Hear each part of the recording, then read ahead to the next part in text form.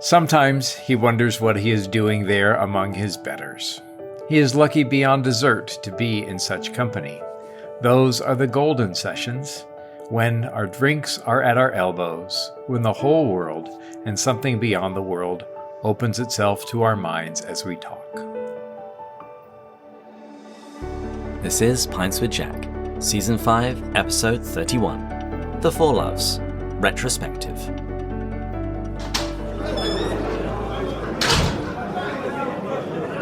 Good morning, everyone. Pints with Jack is your favorite weekly C.S. Lewis podcast where three friends, Andrew, David, and Matt, break down and discuss the works of C.S. Lewis. And this season, we're talking about love, slowly and deliberately working our way through The Four Loves, the book where Lewis writes about affection, friendship, romance, and charity, which we have now finished. And so today is an episode where we look back on The Four Loves in a retrospective. Gentlemen, how's everyone doing? Well, I have, good news on my front. I'm working on a chapter right now on clarity and charity for an upcoming publication. My wife just finished writing her 80-something book, and then while finishing it up, received contracts or was approached for several more, 2 or 3 more books to write. So just got a shipment in the mail today of publicity stills, black and white publicity stills from the Shadowlands movie, and also got a set of foil Valentine cards from Narnia. So Kristen said, I didn't know that we had I didn't know we had a section of Lewis kitsch. And I said, oh yeah, baby, it's here and it's coming. So did learn some sad news this week. Heard from Michael Ward that Priscilla Tolkien, the last of the Tolkien children, passed away at age 92. And posted on my Facebook. I had an opportunity once to bring her some coffee from Texas. Now, I never met her.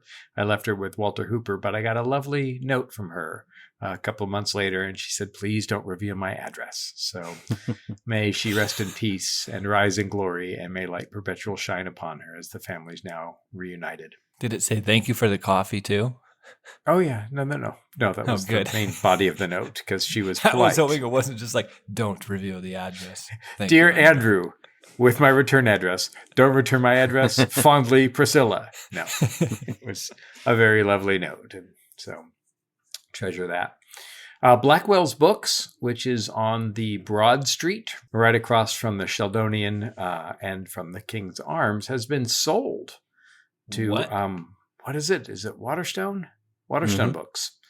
So we are hoping that they keep it in its original charm, and their rare book room is still there when we go back this summer. So that's about it for me. What about you, Matt? Well, I had a pretty fun last night. So has any of you guys ever done a murder mystery dinner? Yeah. Mm-hmm. This is my first one. I have to say, this might become a new thing for me. Everyone dressed up. Everyone really got into it. The priest from the church that I went to came, which was also fun. He's a younger guy, about 30, I'm guessing 35. I hope it's pretty dangerous to throw that out there if he ever hears this. But yeah, it was an absolute blast. So it was just a bunch of young people from the parish that I go to, and I was the victim. So that was a fun time. He had a killer time last night. For Matt, it was dead quiet. Oh, boy. Oh, my goodness. You guys just bringing it. Dad jokes. And, we're into Lent now. As we're recording this, we're the first Sunday into Lent. And I have to say, this Lent, as I mentioned, is a lot about going deeper in that interior journey. And it's just been beautiful so far. And so for those who have been praying, I'm just very grateful for that. I keep listening to specific podcasts that are around Lent. So the Poco a Poco, Sister Miriam James is doing some with her Abiding Together. And then Ave Maria Press is doing like this Ave Exploring. And it's just been beautiful to hear how many people seem to be lining up this Lent to really bring home the idea that Lent isn't about giving up. Like, it's so much more about a journey towards Christ. And it's about going to the desert and encountering him through the giving up. And so I remember hearing Sister Mary James, and she goes, And some people just give up chocolate and wine, and that's great, but like that's missing the fullness of what Lent really can be. She goes, I mean, if you need to give up wine and chocolate, give up wine and chocolate. It's not a bad thing, but it seems like so much we've just focused on just the giving up a couple of things, and rather than what it's for and where it's supposed to be going to. And so I just keep hearing multiple different people bringing this up, and it's been very encouraging to me of what this journey is. My experience has been really living this out. I know it's only 5 days in, but when you strip yourself of your idols, essentially, you realize the attachments you have, and it opens up this bareness and this nakedness with encountering Christ. And you really do see the struggle that can happen in your heart, like how attached you are to these idols. And in the Lenten book I'm going through, like today, it goes, okay, this week is going to be about going into the desert. And that's the whole theme for this week. And so I'm very excited. I pray this will probably be coming out much later into people's journeys, but I pray everyone's Lenten journey is going beautifully right now. Well, I just killed 2 birds with 1 stone. And for Lent, I gave up drinking chocolate wine. Andrew, you're on a roll. Well, for myself, I've had a great Lent so far. I've been doing the Pray 40 with Hallow. And I love that. That's been really great. I've really enjoyed it. They're really mixing it up. And I went to confession to my pastor this week, which was really moving, really wonderful. Definitely one of my top 10 confessions. And better than that, Marie and Alexander come back tomorrow. So I have been not quite by myself, because I've got my brother-in-law and sister-in-law and their son in our house, but at the same time, the house has been far more quiet than it is normally, and I've been able to like starfish in the bed, which has been quite exciting. Although I also keep waking up a couple of times a night expecting that I need to do something. It's like, no, we're good. Has your sleep? Are you feeling really re-energized? Yes. The first night that they were gone, I slept for about 13 hours straight. I think it was just my body just crashing. But since then, I've been waking up in my roughly normal pattern as to when Alexander would normally wake up. The only difference is now I don't have to do anything. I just roll over and go back to sleep. I love it. And one little piece of news that I did have, I heard that the next Zenzucht journal is going to be on the subject of friendship. So clearly somebody is listening to us.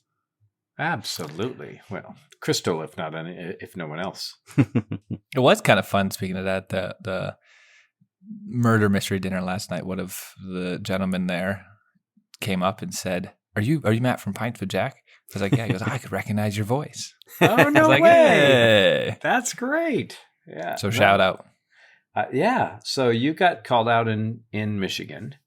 And then killed. I got called. Yeah. And then killed. Yeah. I was not the murderer. Yeah.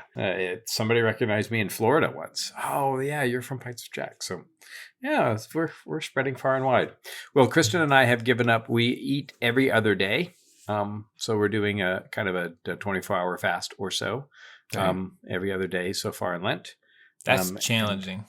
Not too bad. We've done a fair bit of intermittent fasting. So we'll, have lunch or dinner and then skip a day and have lunch the following day. So not too bad. But I think that we should start out with a toast. What are you all drinking today? Well, hopefully we are all drinking the same thing. The Tommy Toole Speyside Glenlivet 25-year-old single malt Scotch whiskey. The only bottle that Matt bought for all of us. I can't drink, gentlemen. So I have tea. Why not? Oh, that's one of my things for this Lent. Okay. Well, we'll drink for you. Mm-hmm. Thank you. Well, I have mine. It's about half a shot. So I'm going to also finish off a bottle of Balvenie, Doublewood 12. I love the Balvenie. I actually, that's becoming one of my top 3 to 5 scotches. And then I got a little Balvenie Doublewood 17. That is the best one. Okay. So, well, this reminds me of the Irishman who went into his pub every Friday and ordered 3 shots of whiskey. And he said, "It's one for me and one for my brother Paddy and one for my brother Fergus." And so every Friday, the bartender would set him up with 3 shots and he'd drink them all. And then one day he came up and ordered only 2 shots on a Friday. And his bartender said, "Oh, no, I hope nothing's happened to Paddy or Fergus." And he said, "Oh, no, it's fine. I just gave up drinking for Lent." So we'll drink on his behalf.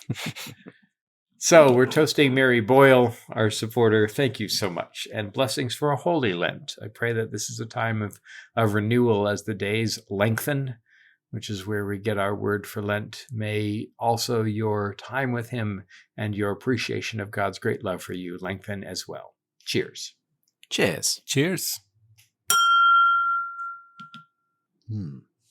Yeah, that's quite nice. You're welcome, gentlemen. I gave you the bad stuff because you can't really experience the beauty of the 25 until you've experienced the bog water, or borg water, whatever you guys said. Oh, the other stuff. Borg water. What was it? What was it? Bog water. Bog water. The bog is the loo, is the servicio, the toilet. Wouldn't have known that. So, well, we saved the good scotch till last. So much like Jesus and his wine. So I drank all of that, and that was so smooth. Such a nice mouthful. This is a sipping whiskey. One sip. It was a sip. So we'll make some space for the others. I need another sip. We'll make some space for the other. I'm going to start using that. I need to make some space for another glass. That's the hobbits filling in the spaces, right? Mm-hmm. Well, at this point in the episodes this season, I've traditionally offered a recap and a summary. But since we now finished the book, really this entire episode is going to be about recapping and summarizing what we've read. I'm just going to start with an easy question. I got a bunch of them. What was your favorite part of The Four Loves? I've got 5. Hey, David, how much you want to play a drinking game for how long it takes Matt to say theosis? The theosis application in this chapter. I couldn't choose. I went back to the book, and that's how I always prep for these things. I just skimmed what did I double cross or triple star or things like that. And I do have to emphasize to the listeners, Matt really prepared for this episode. I've never seen... I did. All of his notes are always in green. I've never seen so much green on any episode, I think ever. But cheers to you. Cheers to you. Yeah, thank you. I appreciate that. It's one where he skipped church today. I actually did. Well, I'm going at 5:30, but to give myself enough, like a 3-hour window to prep for this, I want to just be at a coffee shop, and I didn't want to get interrupted. And there's a 5:30 and a 7:30 mass tonight I'll go to. But in all honesty, it's the reason I did more for this one is it takes more prep to bring home a retrospective. I think there's a really powerful chance that the retrospective can be deeper than the individual episodes because it's like a highlight reel and it's one tailored to the beauty and highlighting the beauty and the impact. And so I really think these episodes can be powerful. They're some of my favorite episodes personally. And the theosis application of this to me, the quote that I had put here was, man can ascend to heaven only because the Christ is formed in him. Must we not suppose that the same is true of a man's love? Only those into which love himself has entered will ascend to love himself. And these can be raised with him only if they have in some degree and fashion shared in his death. And as you all know from your Christianity, from every episode or from every season, I just find that concept of theos is so powerful in the way that the divine life forming within us.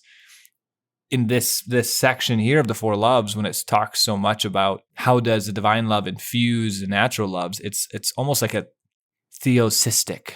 Is that really making that word up? Process. Theotic. That's a great one. A theotic process where it's just a transformation that's happening as the divine love gets infused within the natural loves. And so that to me was a really beautiful application of theosis and something that I can wrap my head around is how that manifests itself. It's not just some fancy trite platitude of, oh, the divine love saves the natural loves. It's like, no, there's a real mechanism here, a tangible one. Well, for me, this is one of those books that just pays off time after time after time. And so Mere Christianity does the same, and especially towards the end. And so I loved rehearsing again and watching you all for the first of for the first few times that you've read this book. Watching and engaging with you all as we're engaging with Lewis's concepts. And so those wonderful quotes again and again. When I would slack off listeners from providing a quote of the week in time, David would often comb through and pick several passages as suggestions. And it's just what a wonderful reminder of how many great passages there are in this book. So it's one of those that pays careful rereading again and again, time and again. Yeah, and I especially love the charity chapter, especially as I'm writing about charity right now. And the passage I read at the beginning, the idea of these golden sessions. And as I'm closing out my time here in seminary, I am trying to be very purposeful about arranging golden sessions with those people who I'll physically be away from starting at the end of May. So just this book has been with me for decades and continues to be a wonderful resource. To anybody who listens to our episodes on charity, they should know that I'm going to, of course, go with "To love at all is to be vulnerable." That entire section has always been my favorite, and it remains so. And this is the first time I've read the four loves since getting married and having a child. And it was wonderful to see that what I knew to be true before, I now know in a very different kind of way. You know, it's the difference between that savoir and connaître kind of knowing that Lewis talks about. For listeners in the United States, it's saber and conocer. Yes, that's right. That's the French and American.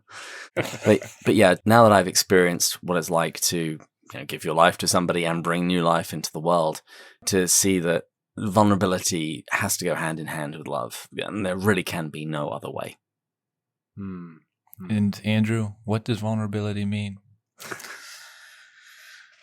It comes from the Latin vulnere, to wound, to be able to be wounded.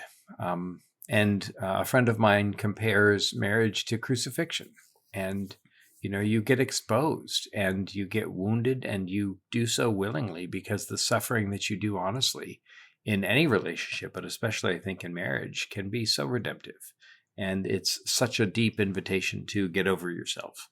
As I've mentioned before, we read a book about marriage that compares marriage to a mirror, and having this constant mirror in front of you all the time. Somebody always watching, when I eat too much of the dessert, or when I, do whatever. Somebody knows, and somebody is examining. But to have that person love me, even though she sees me. And to me, that's just a real microcosm of I read it in my Bible reading today, Mark 10, where Jesus looked at the rich young ruler and loved him. He looks and he loves. He looks and he loves. There's clarity and charity for you right there.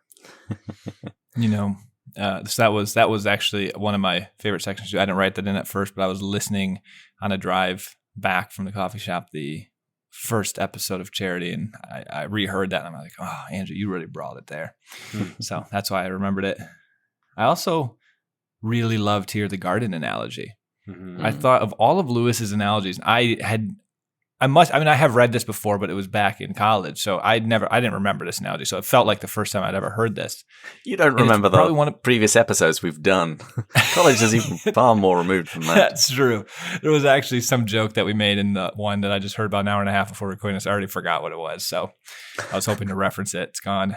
But the garden analogy, I thought did a really beautiful job explaining the role between grace and cooperating grace in an indirect way of just how our loves, we have a role to play to tend them, and that's kind of that cooperation we play, but there's at no point can the gardener claim without the sun, without the rain, without divine, without God, that garden would be able to be maintained. And so I really liked that analogy, and I thought it was the perfect blend between the role that we play and the role that God plays, and our role is necessary, but also at 0 point can we claim that we could have did it without God. By the way, to add to the brilliance, and I appreciate you pointing out the gardener analogy, but if you'll remember and turn in your hymnals back to your affection chapter, look at how cohesive Lewis is. Remember that he says the child will love a crusty old gardener who has hardly ever taken any notice of it and shrink from the visitor. But it has to be an old gardener. And so he places the gardener analogy early on and then sews it into this brilliant tapestry at the end. Andrew knows one of my critiques coming later, so he's slowly, subtly building an argument against it. I love it. I absolutely love it. I'd be remiss if I didn't read my favorite passage here real quick too. Dude. It's like the extension of the John 3:16. Hey, you got the reference right. Good job. No, he just watched a football game. Yeah, you're right. It only took an entire season, David. He creates the universe, already foreseeing the buzzing cloud of flies about the cross, the flayed back pressed against the uneven stake, the nails driven through the mesial nerves, the repeated incipient suffocation as the body droops, the repeated torture of back and arms as it is time after time for breath's sake hitched up. I think that's one of the most beautiful descriptions of the love of Christ, the tangibility, the descriptiveness. And so that will stick with me for a long time. And when this is probably coming out within a couple of weeks of Easter, a lot of people probably watch The Passion of Christ for Easter. I do. And this, I think, really fits with that. It's helpful, I think, to remember that Christ pushes up on the stake between his feet in order to catch his breath. Most people die, and in crucifixion, most people die of drowning, of liquid gathering in their lungs, right? Because they cannot draw their breath. And so he pushes up on the stake at his feet to draw the breath, to say, Father, forgive them, for they know not what they do. And yes, as we look towards Good Friday, that sacrifice of love that he made on the cross sets the tone for all other things. And anyone doing the Hallow Pray 40 will know that, Father, forgive them, for they don't know what they do. That was the last 5 days of meditation. What else have you got, Matt? I see a couple more bullet points. Oh, David, you're going to let me go through the other ones. I'm going to let you do it. Yeah, no, I'm not stifling this ever. I was cutting. I was like, all right, I can't do all of them. Don't get your hopes up, David. Well, I would say we all know about the rivalry between the natural loves and God's love. And so this is just more quote again. The rivalry between all natural loves and the love of God is something a Christian dare not forget. God is the great rival, the ultimate object of human jealousy, that beauty which may at any moment steal from me, my wife's or my husband's or daughter's heart. I think that plays definitely into a central theme of this book, and is a really beautiful way to sum that up. And also something that you guys will be almost certainly talking about in the Severe Mercy Month. Oh, absolutely. Certainly. 100%. Well, my theology professor, Kate Sonderegger here at VTS, amazing theologian, just published her second of at least 3 or 4 volumes of systematic theology. And she talks very fascinatingly about the primary sin of Israel, which is the sin of idolatry, right? That's the first commandment. You shall have no other gods before me, the great rival. And so the challenge, I think, is always to idolatry. The love challenge is that we love God and then get our loves ordered in that right way. I hadn't thought about idolatry as big a threat as it is, even today to us. And if I think of idolatry, I'm glad you brought that up, because that's what in Sister Miriam James's book Restore today was about, idolatry and our idols. And I've been reflecting pretty deeply on what she asks us to reflect on. And I was thinking about what drives idolatry. And my connection was the ego, and the ego is rooted in a lack of identity and insecurity. And so when we're insecure, our ego develops for us to, almost for preservation, to win esteem, to win admiration. And the more insecure we are, the bigger the ego we need to overcompensate for that. And the things that we have developed as like self-protective mechanisms to operate in the world become our idols. So if in my case, sometimes success or accomplishments can be something I try to, that become idolized. And those to me are the things that feed my ego. And they're the things that I have developed. Other people have different things that they do with that. And this Lent is so much about, for me, and I imagine a lot of people, identifying those idols, but then after identifying them, going into that deep spot in our hearts and just inviting the Lord into those. And that's something I'm not as good at, is bringing him in and saying, Heavenly Father, Jesus Christ, just come into here, and I invite you to heal these wounds, to touch these wounds, to be with, to hold me in this space. And that's so much what this Lenten journey is. I mean, he went into the desert and he did that. And if you think of the 40 days in the desert, it was him getting his identity questioned, if you are the Son of God. And so if our idolatry comes out of a lack of identity, the reconciliation of our identity as a beloved is a really good starting place to get rid of those idols. I would describe idolatry as us choosing a smaller, lesser, more easily manageable God. I like that too. it's this disordered love. It's what we've been talking about this entire season. When we take something that can be good, but the point is it's lesser, and we make that the ultimate. And it almost always ends up being easier for us to control. But as we learnt in Narnia, he's not a tame lion. I like that.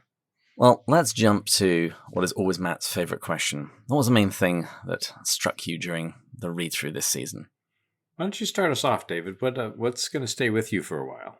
I would say for me it's pretty simple. Simple, he talks about how wide and how tall and how deep is the love of Christ.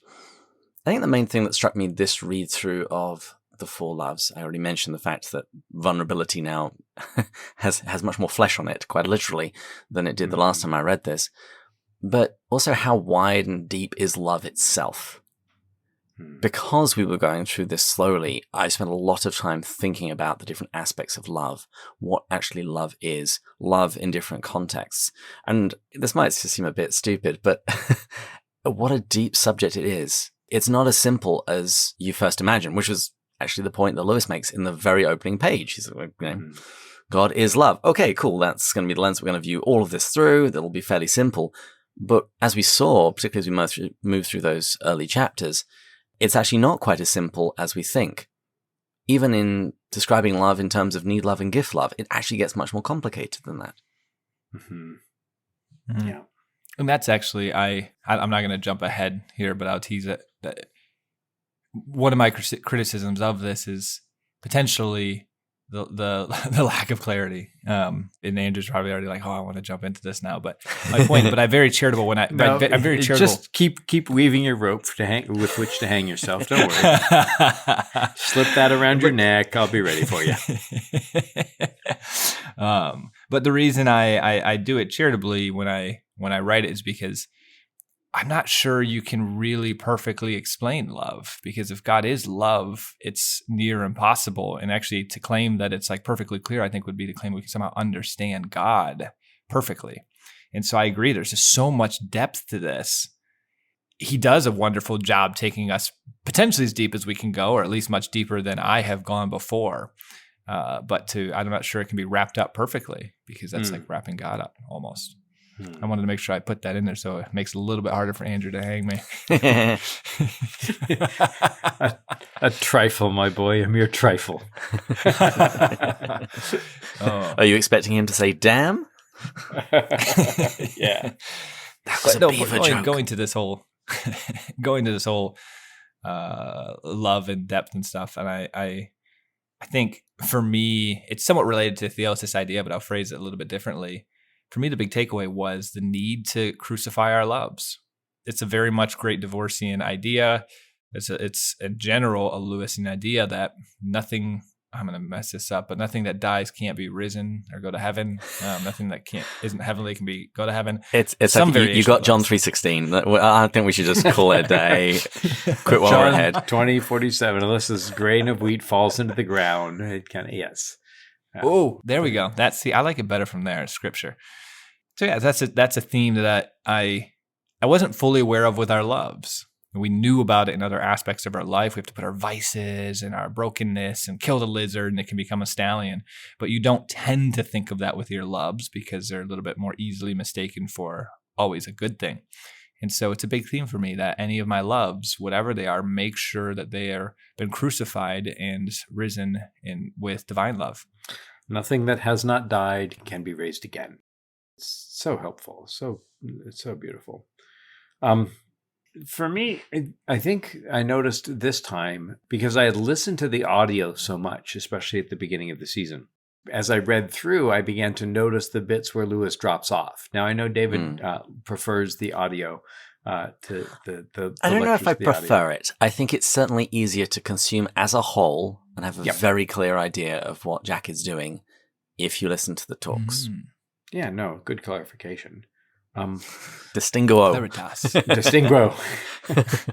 And I concede. Concedo.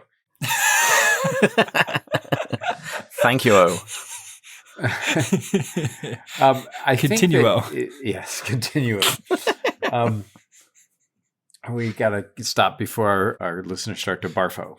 Or go-go. I think that one of the things in defense of Lewis, I go back to that marvelous poem by Joy Davidman where she calls Lewis my great Antarctica, my newfound land of woman-killing frost. And I think this whole idea about finding love, I mean, Lewis says right around this time that he was surprised to have found in his 60s the happiness that had passed him by in his 20s. Love requires you to wrench your life open in order to make space for it. I mean, I can't even imagine, David, how much your heart has had to have grown. I'm not calling you the Grinch, but it's now, I'm sure, 6 sizes larger than it was before you married and had a child. And this is Lewis really beginning to experience all 4 of the loves, even as he's about to lose one of them as he's writing this book. And so I think that he's grasping at it.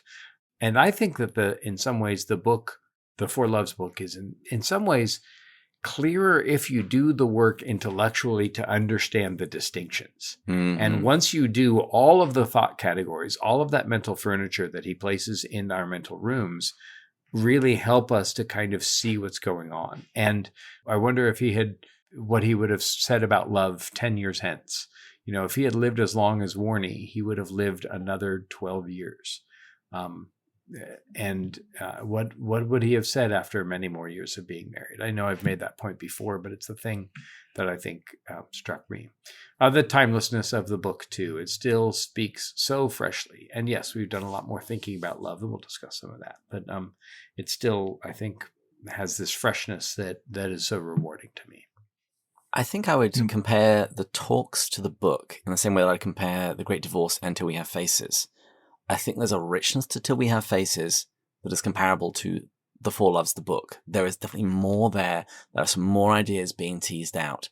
But I just think that the radio talks are a little bit more accessible in the same way I think you don't have to work quite so hard in The Great Divorce to hit gold. But I really like the way that you put that. If you put the work in, I think that this book is richer, which is why, and we mentioned it a few episodes ago, this is the book that I'm going to be writing. It's not going to be an annotated edition, but it will be more akin to a commentary, kind of like the one that Dr. Ward did with The Abolition of Man, where I'm going to do sort of what we've been doing on this podcast, providing a high-level overview of each chapter so people can follow through the arguments and then have all of the references, kind of like the ones that we see on lewisiana.nl, so people can understand the references, because he packs in way more references in the book than he did in the radio talks. Yeah, I think that you don't have to work as hard to strike a precious metal, but I would say that it's silver and not gold. I think that we don't have to throw out our silver to make room for gold. Yeah. I think that he's aiming towards something that really gets completed in the 50s, that he's kind of struggling towards. And yes, there's richness everywhere, especially in The Great Divorce. But I think that the richness that he gets to Until We Have Faces, and if I'm right, 4 Loves is a retelling of this, and I am right, and it is. I think he gets more to the heart of the very soul of people, pun intended, psyche. So, but yeah, no, your point is well taken, and I think that much like with St. Paul, we have to grow up into full maturity, and we should move past milk and come on to meat. I think that there's something so chunky in both of these books, Till We Have Faces and The 4 Loves, that requires, I think, a fair bit of life and a fair bit of understanding of theology and our own selves, and a fair bit of Lewis in order to fully kind of grasp it. The one final thing I was going to point out in this book was the danger of love. It really highlighted, we've witnessed this a little bit in The Great Divorce, in some of the ghosts, the danger that love, when it becomes disordered, can go. But here it became very clear. Every single one of the 4 sections, he very explicitly points out the way it can go wrong. And something that's usually always connotated as a good in secular society, love, is shown that it's not. It depends on how it is in proportion to God. And so in the same way with The Great Divorce, I walked away from that, honestly, with an awareness, but even maybe a fear of living life doing my will be done. That if I had to do The Great Divorce, it's thy will be done versus my will be done. Like, there's only 2 types of people. Mm-hmm. This one, there's something very similar to that with the loves. Is my love in danger of being made an idol? Or am I doing a good job crucifying it? I had probably a little bit of scrupulosity after the Great Divorce, and I probably do here a little bit too. You almost can develop scruples. Scruples? Is that what it is? Yeah. There we go. That word. Some scruples. Because you can also you don't want to go through life afraid where every decision you're like, is I doing thy will be done or my will be done? And here you don't want to spend every time you're loving constantly questioning yourself. And so the whole theosis idea, I think, tampers that and lets you recognize that don't be afraid. Tempers it. Temper. We're learning so many words today. This is great. Hey, this is Tolkien. I'm giving Tolkien a run for his money. And so, yeah, I think that is another thing here. The danger of love, but don't be afraid. Recognize that the divine love through just giving yourself over to Christ and focusing on that every day. It's almost like when you get out of the boat like Peter, it's when you take your eyes off Christ, you start to sink. So you just keep your eyes on Christ, your loves will be okay. And don't overthink things. Keep loving him. The solution isn't to love Keep less, loving but to him. love more. Yes. Perfect. There we go, David. Well, speaking of love, one of the things that we brought up was the fact that he doesn't really define love in the text. He does inadvertently in the radio talks. So any thoughts as to the why he does this? And also, how would you define love? I'll start with this because I've already somewhat alluded to this. I think he doesn't perfectly or neatly is the word you use in the question. Because of what I mentioned before, God is love. And I'm not sure we can have a super neat, or if it is neat, it's overly simple definition of God. And so Lewis knew that this topic is very deep. And so to be perfectly neat would almost be to be putting God in a box, I feel like. And so with that said, I'm not sure I can answer what love is, but I feel I can say nothing is love if it isn't in relation to capital L love. And love is only love in relation to capital L love. I'm not sure what you want to take with that or make with that, but So you're telling us what love is not. that's exactly right. Which is you're being apophatic. Exactly. Yes, negative theology. Yeah. I don't think that Lewis gives a neat definition because I don't think that there is such a thing, right? So he talks about gift love and need love and appreciative love. He talks about likeness by approach, likeness by nearness, affection, friendship, romance, and he doesn't even really go into sex, and charity. You have a go at coming up with a definition that isn't self-defeating. And I think To that go he wisely... out of oneself into another. Yes. It's a good thumbnail. It's a good one. I could also point to Thomas Aquinas. He said it is to seek the good of the other as other, so as themselves, not in relation to you. Yep. And I know Dr. Lapoyavi, he's got his own definition that's sort of along the same lines. He just emphasizes the appreciative aspect of love. Mm-hmm. So yeah, I think it can be done. And I do think this is at least a little deficiency in the work. At least he should explain why he's not trying to define it. And maybe it is just to prompt us to ask the question. You should see Andrew's head spinning right now. He's processing. He's thinking. I can just tell. This just gets into the deep questions that this book doesn't actually ask, even of itself. What actually is love? When we're talking about these different kinds of love, are we just talking about the same thing in different contexts? And in the final chapter where he's talking about the relationship between the natural loves and supernatural loves, that I would have liked fleshed out a little bit more, because I'm still not entirely sure. Are we talking about the same thing? It's just it's now supernatural, superpowered, or is it of a different type? Or is it just simply a matter of degree? Well, I think part of it here is what Lewis says at the very end. It's the last paragraph. And with this, where a better book would begin, mine must end, right? I think that it's an opening salvo on discussing these things. And if love is the center of the universe, if the love of God is the center of all things, I don't think that we'll ever, even after thousands of years in eternity, plumb the depths of the love of God. And so to me, it scratches the surface, it opens up, it rends open in some ways some of those old wounds, like he talks about in the great in Weight of Glory. But I think that his role isn't to define love, and I think that he'd be a ludicrous madman if he thought about doing that for all time. And so I think he does a great job at describing and forgoes the temptation to define. Well, you see, I'm going to compare it to, say, the Trinity. We can define the Trinity, But we recognize necessarily that we are also on the threshold of mystery. Therefore, what we can say about the Trinity is true, but it doesn't even come close to summing up all that the Trinity is. And I would say the same is true for love. I 100% agree with that. That's exactly sort of what I was getting at, that it's impossible to probably do. I had to read Augustine's book on the Trinity, and he gives so many different ways to describe the Trinity because all of them are incomplete in their own way, but each of them teases out a different piece. But there was no single direct one way that's just like, boom, Trinity, this. It's like, no, it's like this in this way, but not this way. It's like this over here in this way, but not this way. And all you can do is through little bits and pieces start piecing together a picture. And then through what you can't say, you can say things as well. Well, and that's what I was getting at before, too. I mean, if the Holy Spirit is the love between the Father and the Son, which is what the theologians say, then we're playing with the very person of God when we're trying to understand love, especially as we have imperfectly experienced it and expressed it. And so when we get to the shorelands of the great things of God, we are making mud pies in a slum.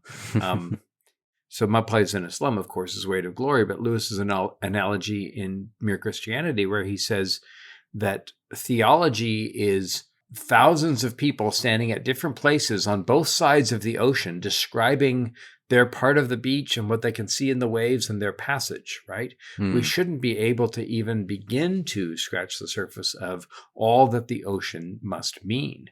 And in the same way, especially if love is intrinsic to the nature of God, and we know that it is, then it should be necessarily hard. We should find it humanly impossible to fully express what's going on here. And so that to me is a great comfort that Jack doesn't essay an attempt. I think he'd be a madman to do it, and nor we. But he also brings it back in the penultimate paragraph. Is loving God, is it easy to love God? It is for those who do it. And so the challenge of this book is not to understand. Hopefully the challenge is to love better, to love our families and our country and our friends and our lovers and God more. And that, I think, is a fine task for Lent. My final question that I had, and we're going to put a time limit on Andrew. In what other Lewis works do you see some of the ideas in the For Love expressed? Honestly, I kind of want more unhinged Andrew here. I think this is a cool part. Andrew Loosed. It's Loki and Andrew Unbound, like Loki Unbound. It's everywhere. Lewis begins writing about the three natural loves in the 1920s. He enunciates all four of the loves in a letter to Warney in 1940. And literally, it's what I'm writing my essay about. He's talking about love all the time. And especially if we think of Sehnsucht, longing, joy as the signpost towards love, right? The pointer out of love, as he says in Surprised by Joy. You won't have to give me too much time. What I'll say to our listeners is you will find this love everywhere in Lewis. My favorite example today, because that's the paragraph that I'm writing, is that Lucy has vision because she loves. Lucy feels pity for Tumnus and for Edmund, and it's her love, it's her selflessness that allows her vision in the very opposite way to how Orwell's selfishness blinds her. Lucy, when Aslan famously says, "Courage, dear heart," that word courage comes from corde. It means heart. And so at the heart of all things is love. Courage, the heart of courage is love. And so if I'm right, and I am, Lewis is talking about love everywhere, even if it's the lack of love. So you can take this Four Loves framework and then go back read everything. You can back read to The Great Divorce, to Screwtape Letters, and you can find that everything is an explanation or a repudiation of what Lewis is saying here about love. If I had to pick one quotation from Lewis's best book, The Great Divorce, I think I would choose this one that Mistaken. Excuse me. Mistaken. Excuse me. Allergies. Bless you. Allergies Bless to you, untruth. Andrew. MacDonald says, "There is but one good, that is God. Everything else is good when it looks to him, but bad when it turns from him." Mm-hmm. I think that's a really nice summing up of what Lewis speaks about with regards to the supernatural love infusing and supporting the natural loves. You know, God made everything and it was good, and it remains good as long as it's still looking at him, and it goes awry otherwise. Mm-hmm. And the same is true of us ourselves. I'm not going to bring in the Narnia books. I haven't read them all, but I would have to imagine it's all throughout the Narnia books. Mm-hmm. But with the Great Divorce, that concept, everything has to be crucified before being raised up to heaven. The whole lizard concept. I mean, the whole process of that transformation that's occurring as you walk up with a mountain, ascend the mountain with the help and the grace of the angels, is that transformation that needs to happen with our loves, divine love, transforming the natural loves. And it's probably a painful process. In mere Christianity, I even thought the heavenly and hellish creatures, there was an overlap. I mean, our loves are either going towards God as they submit to God, or going away from them as they're put on a pedestal, as they say, as they become a god, they become demonic. That's like going, our loves can be moving towards and moving away. And the Screw Tape Letters, I really thought of that virtue is so big in there, and habits, and the role that plays in taming the loves. We go back to that garden analogy. There's that part in the very beginning of the chapter where he mentions there's something sort of like decency or common or good, and he's referring to virtue there as a very important part with the natural loves. And till we have faces, I don't think I need Wait, to this say has something to do with anything till we have faces? What? Wait, I better take a drink. Well, and you listeners will remember perhaps from my interview that it was understanding that Till We Have Faces was the four loves in novel form. I am old now and have not much to fear from the anger of gods. I have no husband, no child, nor hardly even a friend through whom they can hurt me. So what he's doing is writing the undoing of the four loves as expressed by the selfishness of Orwell. And here's the kind of the positive image of that negative picture. And once I understood that the four loves were the framework holding up all of Lewis's books, not only did I start to understand Till We Have Faces, it helped understand everything else. And as I was thinking about other places where this is dealt with in Lewis's corpus, I actually came up with a bit of a strange one. Out of the Silent Planet. There you get to see about patriotism, although the patriotism in this case is of the human race. Mm-hmm. I think it's the same process, the same thinking that's being applied, and it becomes demonic in a very similar sort of way. You know, assuming, David, that I'm understanding how you're flowing through these questions, that the one that we've skipped, we're fully skipping. Thank you for saving us of the conversation around the deficiencies. Well, question got skipped. I've just been following the flow of the conversation. So let's turn back to some of the earlier ones. We won't do that one. We're going to save that one till last because all of our friendships might disintegrate when we address this question. So let's deal with a listener question first, because Bud, he submitted a request on Patreon asking us to pick some biblical characters and their relationships as illustrations of some of these loves.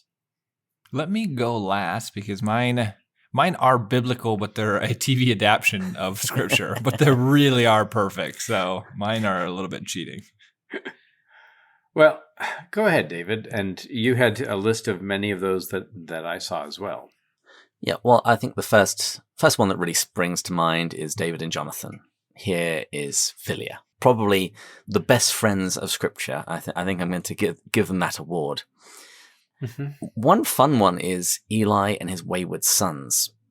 If you remember, they were priests, and they were terrible priests, but Eli refused to rein them in. And I actually thought this was a wonderful example of love going bad. Mm-hmm. That he actually isn't loving his sons, and he isn't loving the people that he is called to serve by allowing them to continue to abuse their position. And it actually flies in the face of the biblical example of Aaron and his two sons who offered strange fire. And I think that you could read Moses' life with a whole lens of those loves, right? So his wife and his father-in-law, and you've got Eros and Storgi there. You've got his sister and his brother, and his brother in some ways acting as a friend to him. So there's a filial relationship, I think, between Moses and Aaron. And he's grappling with the very divine love of God. So you can see all of those relationships kind of going on. I don't know how deeply the Bible portrays friendships.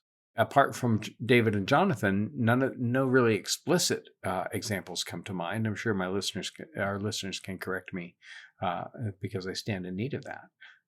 But I think that you can read through the whole of the Hebrew scriptures and kind of place these loves in their categories. And Lewis has a thought as to why philia is less well represented in Scripture. But if we're talking about the other loves, we naturally have to talk about Jesus Christ, because there you have all of them. He was friend to sinners. He said, "I call you friends." He had a mother with whom he was very close, and he had a kind of love that took him to Calvary. That you also see these people falling all over themselves to read Eros into some of those relationships. They try to read Eros into the David and Jonathan relationship. And they try to read Eros into the Mary Magdalene and Jesus relationship. Many people have done that. That's Sam and Frodo. Yes. Sure. Well, speaking of Eros, the one, I think, probably most obvious Eros example, actually, there's probably two. Adam and Eve, because he spends his day naming the animals, hippo, giraffe, ant, and then he sees a woman, and then he starts spouting poetry. "At last, this is bone of my bone, flesh of my flesh." See, Matt, this is why you need to learn poetry. Keep telling you. I was waiting for that. But the other example is David and Bathsheba. Now, the motivations of David aren't exactly clear. I don't know if we can necessarily tie them directly to Eros, but here we see one of the illicit loves that Lewis talks about. Not that Eros itself is illicit, but it is an illicit Eros love. But we see the wreckage that comes out of that when the preservation of that relationship is held uttermost. Well, and the twisting of the loves that goes on when they get excessive, right? When I put love in the wrong place, or when I give the wrong amount of value to love, it will quickly climb onto the throne and become a demon. So I think you can see that in in erotic relationships all throughout the scriptures. Now, Matt, you want to talk about The Chosen. Let's do this. Yes, and I have to say, have you seen it all, David or Andrew, yet? Oh, yeah. Both seasons. Awesome. So I love it. Listeners, again, if you haven't seen it, it's one of the things that I bring up from time to time because it's brought tears to my eyes in way too many episodes that I can count. But I really love just generally speaking, I have a few specific ones, but the friendship of the apostles, and honestly, probably more the story of the apostles. They become sort of a family unit, and you see the banter going on back and forth. You see some of the pettiness, the competitiveness, but then you see them there for each other also at certain points in time. And so I think there's a really beautiful dynamic portrayed with the apostles. From an agape perspective, one of my favorite scenes in the entire movie is after Mary Magdalene goes astray and goes back into some of her old ways and drinking and gambling. And she just feels so much shame that she's just unredeemable. And the love that comes through Peter and Matthew and then ultimately through Jesus Christ is a very agape type love that I thought was incredibly beautiful.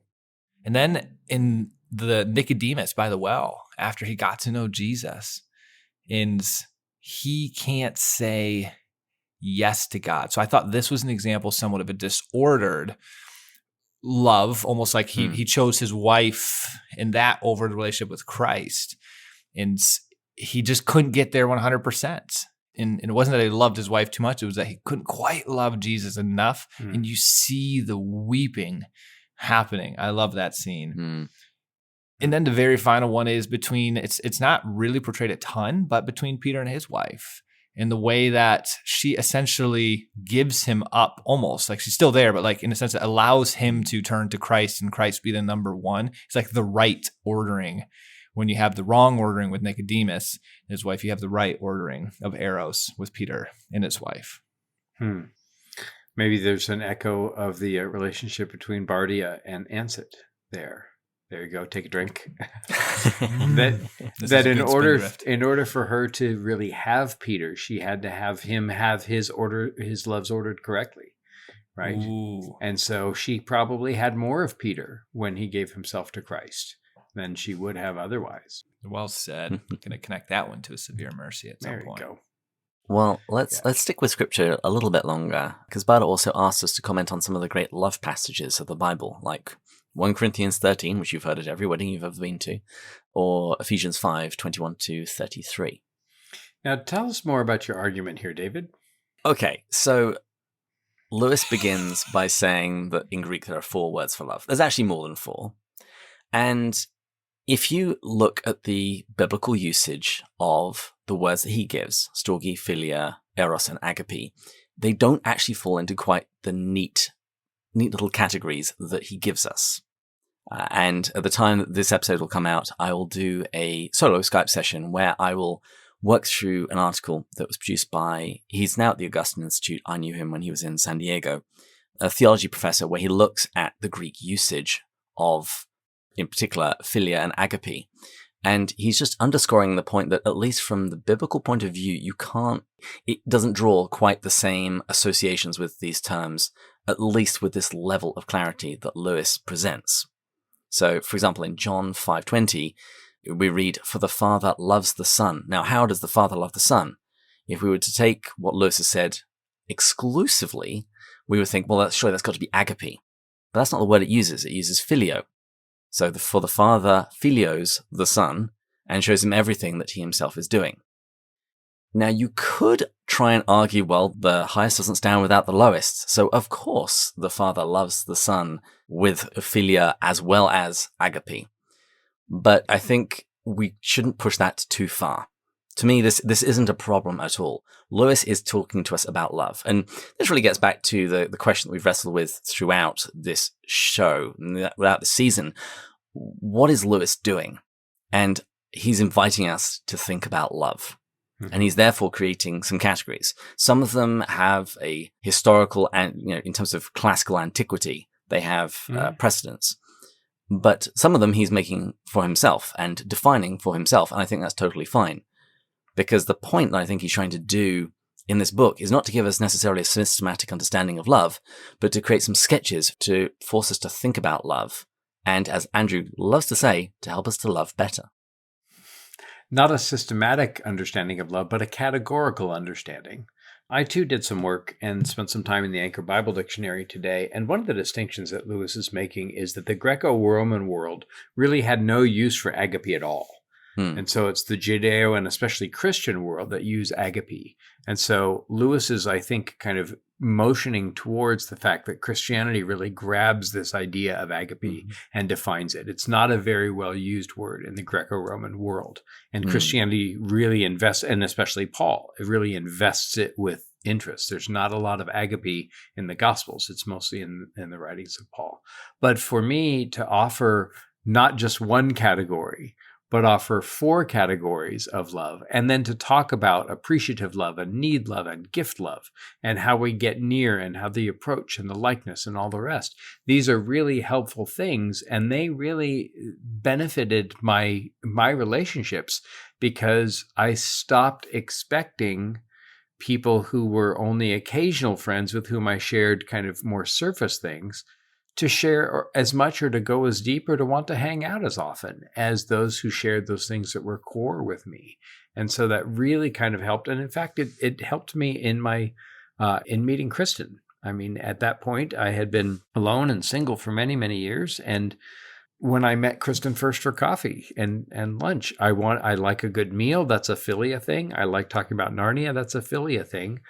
The fact that she was incredibly attractive and intelligent, that was helpful. But I thought, I'm on my way to pick up my aunt at work in Florida, and at least I will have a very pleasant philia lunch. And we had that right away, and we still continue to have that, but there was so much more.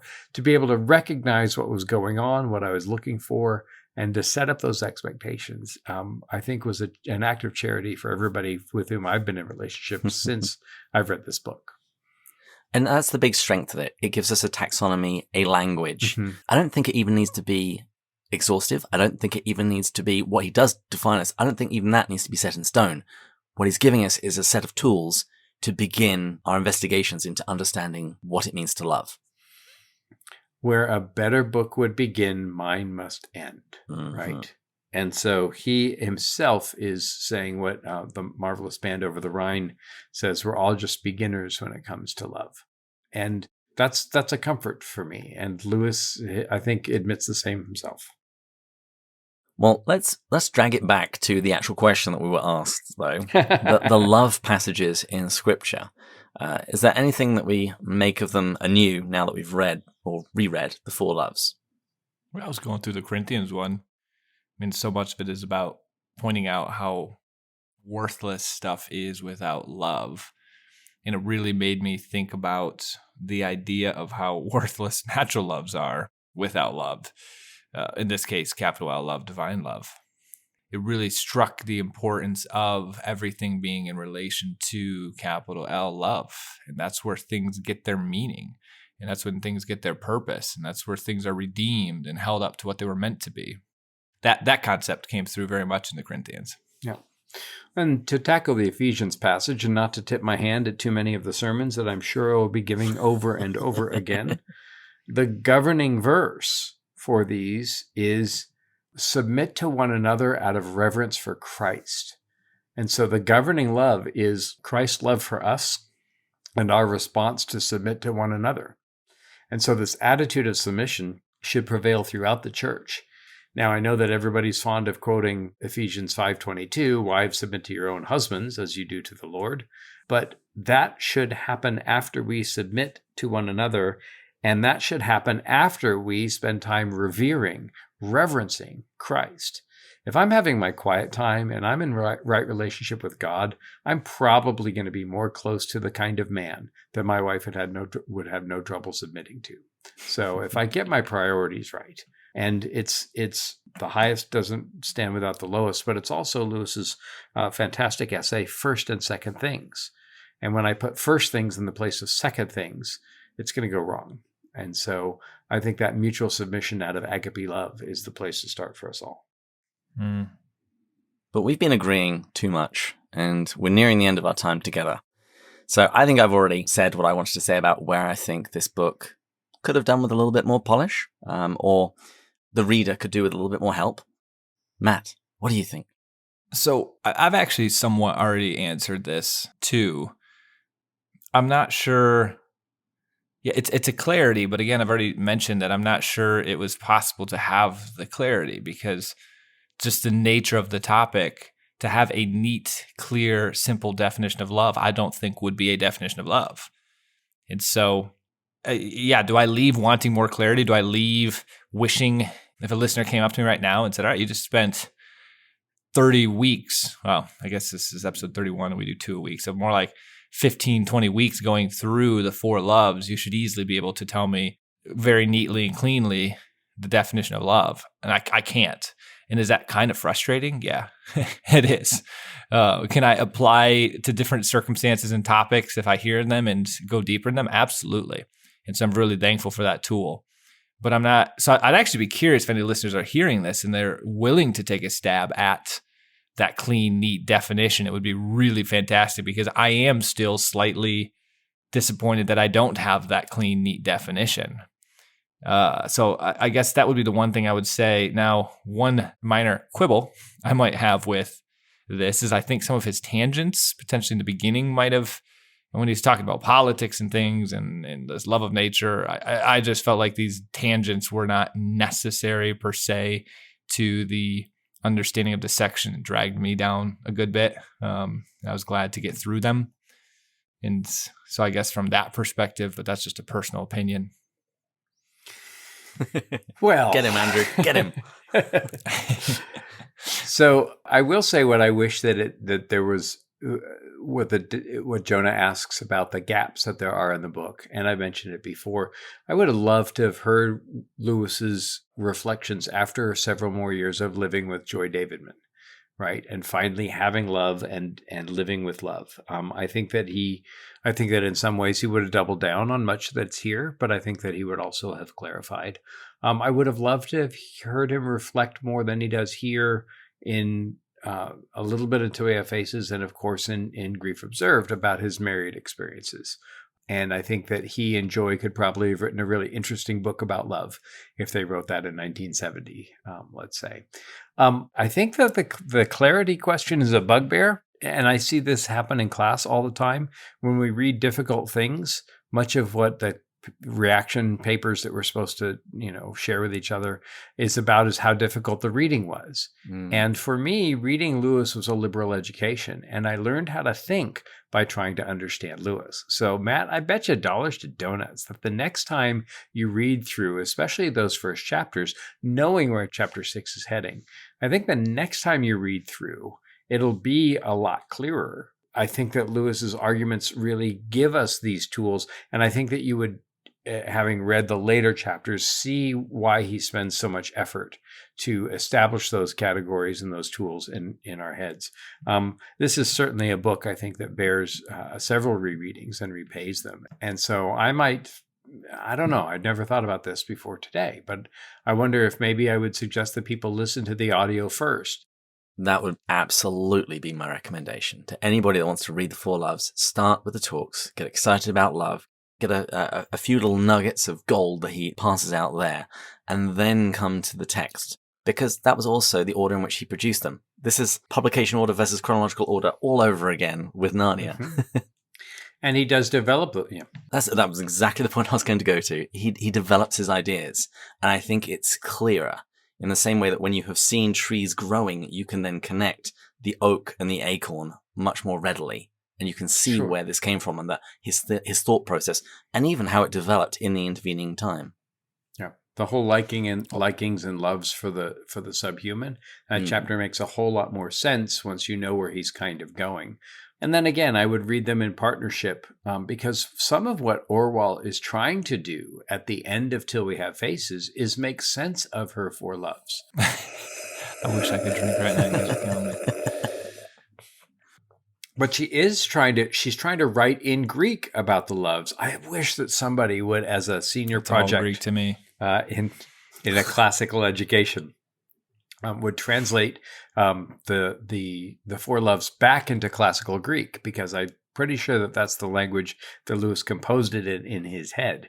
And I wonder what he would use for the words for love. And so, I think that at the end, she's trying to kind of make her way in writing Greek, analyze what she has done with love, and finds that she has betrayed love all the way along.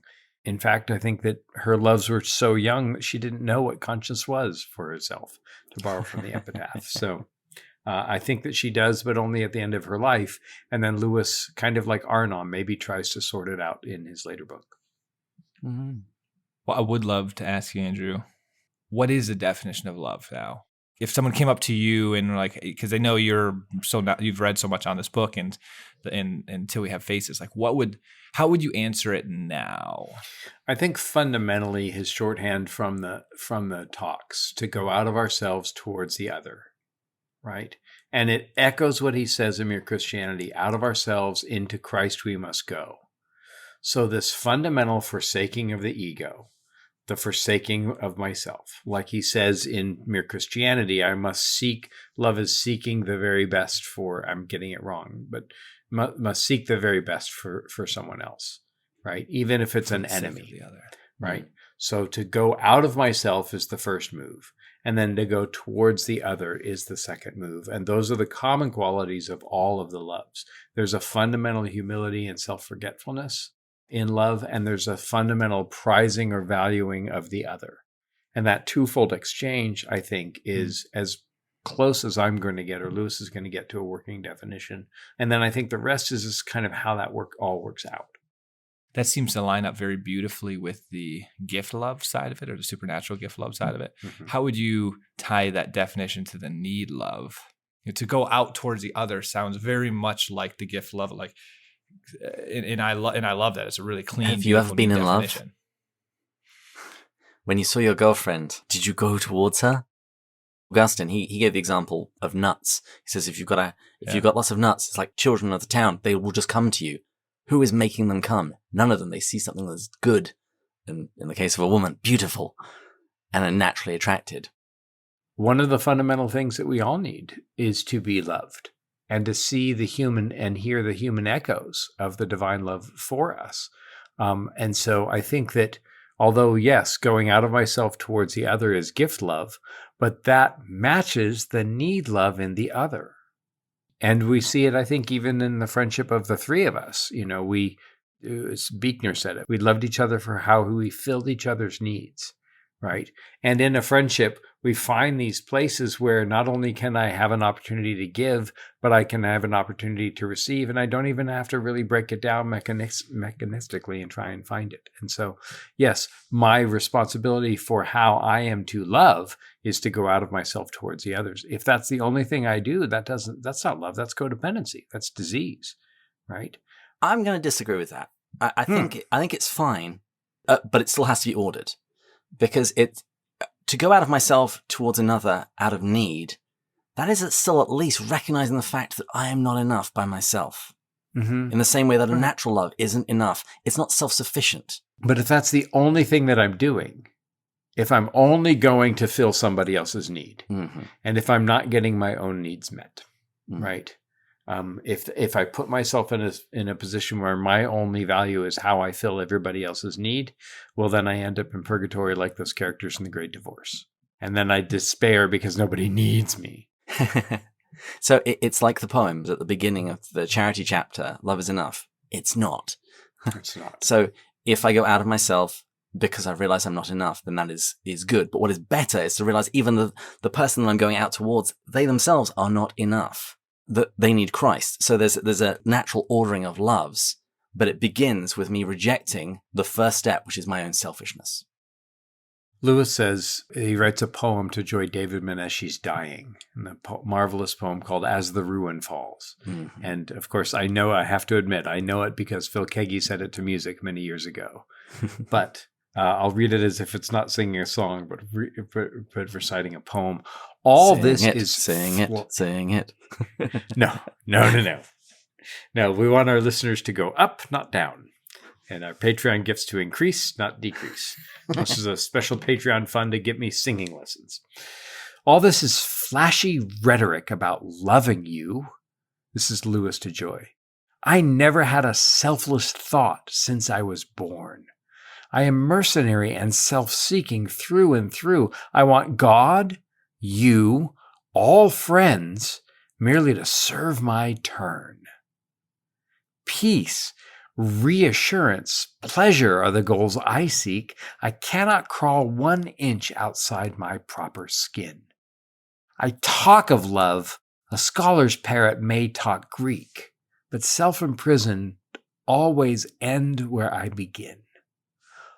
Only that now you have taught me, but how late my lack.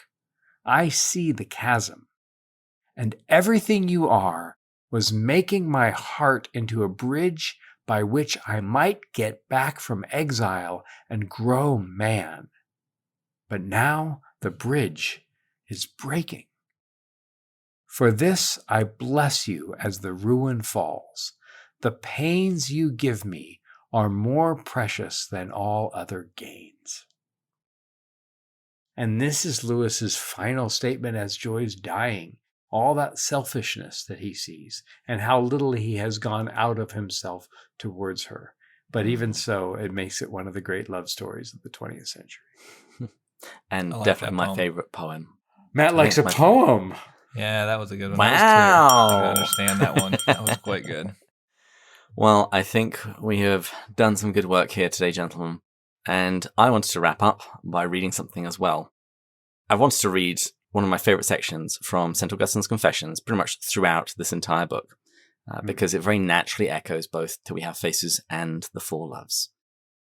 Augustine prays, "Late have I loved you, O beauty ever ancient, ever new, late have I loved you. You were within me, but I was outside, and it was there that I searched for you. In my unloveliness, I plunged into the lovely things which you created. You were with me, but I was not with you. Created things kept me from you, yet if they had not been in you, they would not have been at all. You called, you shouted, and you broke through my deafness. You flashed, you shone, and dispelled my blindness. You breathed your fragrance on me. I drew in breath, and now I pant for you. I have tasted you. Now I hunger and thirst for more. You touched me, and I burned for your peace." And with that, I hear the last call bell. Thank you all so much for joining us on this journey through the 4 loves. We'd like to thank you each individually, but we can't do that, so we will just thank our top-tier Patreon supporters. Emmy, Thomas, Deborah, Anony Mouse, Bill and Joanna, Snort, Bud, Shane, John, Kevin, Brian, Kay, Paul, Kimberly, Gillis, Gary, Stephen, Matt, Kelly, Chris, John, James, Kate, Peter, David, and Rowdy. And although we're now done with the retrospective, we're not actually quite done with the 4 loves or the subject of love. Because on Thursday, I'm going to be talking to Dr. Love himself, a repeat guest of the show and fan favourite, Dr. Jason Lapuyavi. I've got the good doctor to do something of a love clinic, where we'll be talking not only about various elements in the 4 loves, but also asking some of the broader questions about the natural loves and charity. So please join us next time, when we'll be going further up. Further in. Cheers! Cheers! Cheers.